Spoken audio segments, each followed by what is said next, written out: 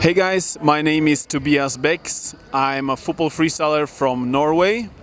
I'm 24 years old and I've been freestyling for about 10 years now. When I first started freestyling, it was back in 2006, I believe, from watching some videos of Palle and Timo.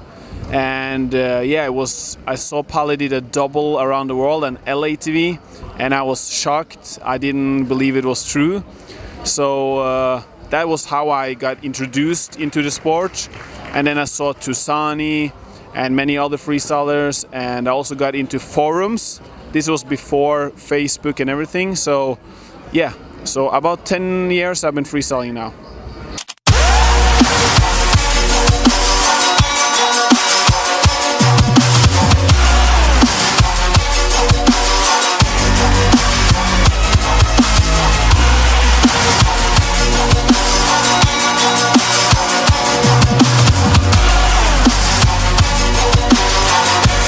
My biggest achievement is very hard to say, because when I first started freestyling, I didn't really care about competitions. There weren't any big competitions actually. So one of the biggest feelings and things I've done is actually to land my first PATV. That was such a big accomplishment for me. It was one of my biggest goals when I first started freestyling. But of course, the first World Championship title when I won the Sick Tree in 2012, that was really big. My first Norwegian championship. I can't really choose one. And also have to say that the launch yesterday, or 2 days ago I think it was, the first freestyle shoes ever made, that's also one of my biggest things that I've been working on for a very long time. First of all, to create shoes, it's very, very hard. It's not like even t-shirts are not that easy either, but when you compare it to balls, footballs, it's just one or two sizes. When it comes to shoes, it's many sizes, and you also have to make a custom mold out of each size, and all the outsoles need to be custom made, and it's a very high price. And then there's a minimum order of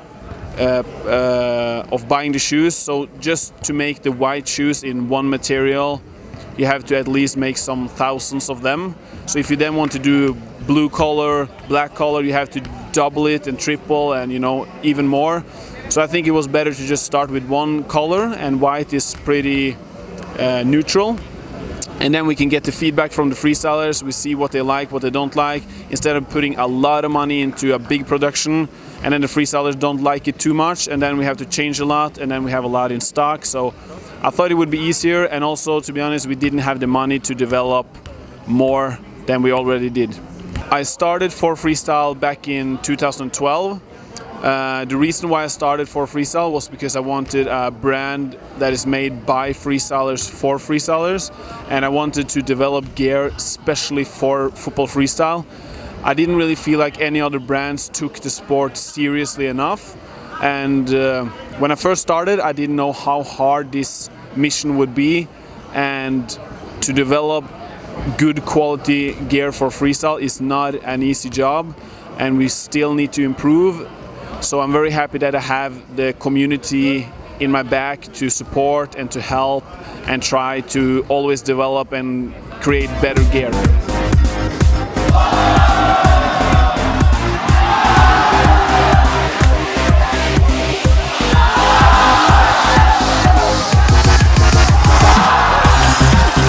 So again, no touch is something that I'm very interested in, and I really love no touch and the concept behind no touch. When I first saw Palle did at TATV, AMATV no touch back in the days, I was surprised that you could do two tricks combined without the extra touch. And ever since, I've always been motivated to do more and to see how far I can take it. And after watching Pavel Skora many years ago did 10 AMATV no touch, which I didn't believe was possible, I really wanted to see if I could do the same. And ever since, I've been training no touch, and yeah, I really think it's fun, and it's what is probably my strength in freestyle. So I still think I can keep pushing it. I've done 32 at this moment, but hopefully I can do more and break more world records.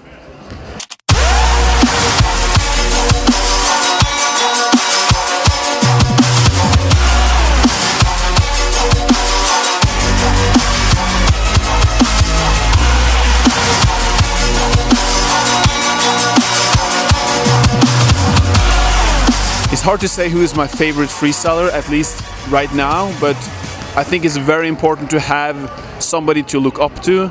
And before it was just a few names, especially Palle. Palle is the guy who actually inspired me to start freestyle, and I've always loved his style.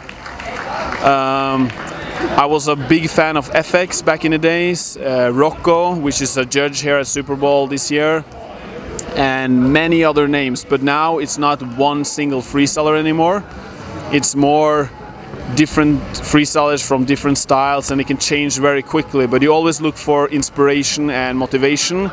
But it's not like before when I had just a few guys that I really looked up to. I think it's a lot of stuff you could change in freestyle, but I also think that's the beauty of the sport. It is freestyle, so you never really know what's going to happen. And to be honest, I don't think we should change anything.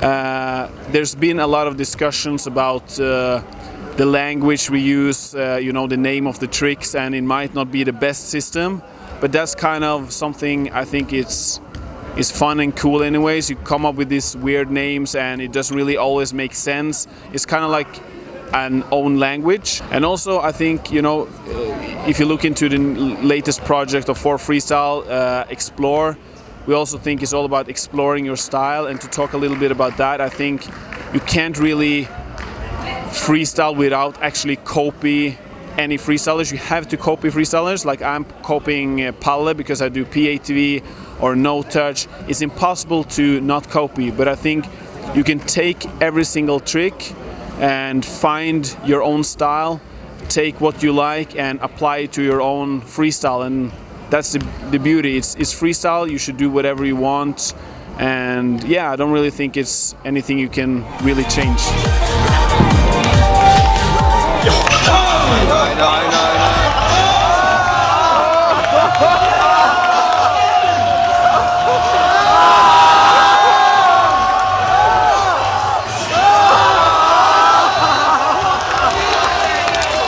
I definitely think that the first time I landed my PATV was one of the biggest moments and the best feelings I've ever felt in freestyle football. But also actually to become second place in Super Bowl 2014, I think it was, when I lost against Pedrinho. It was also a very strong feeling in another way because I lost, but it was also a moment that I really remember, and I think that's also one of the moments I remember the most.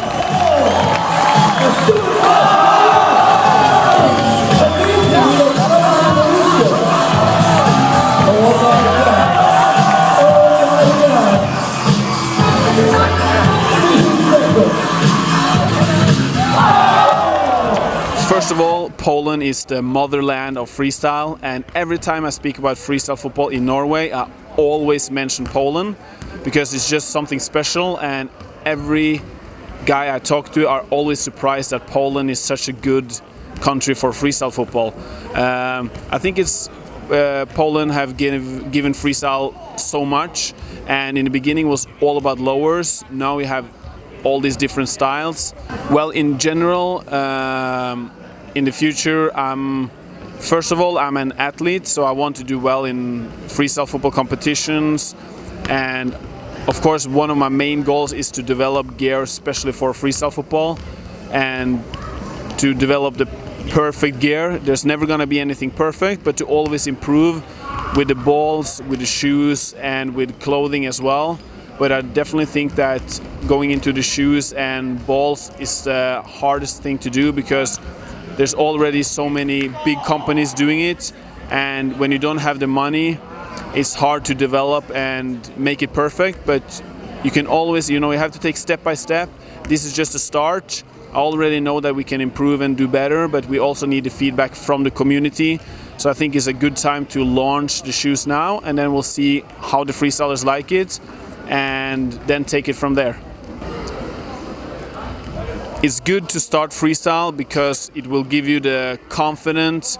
Every time you land a trick or a combo, it gives you a good feeling, and it will give you confidence not just in freestyle but in general in life, and it will help you grow as a person.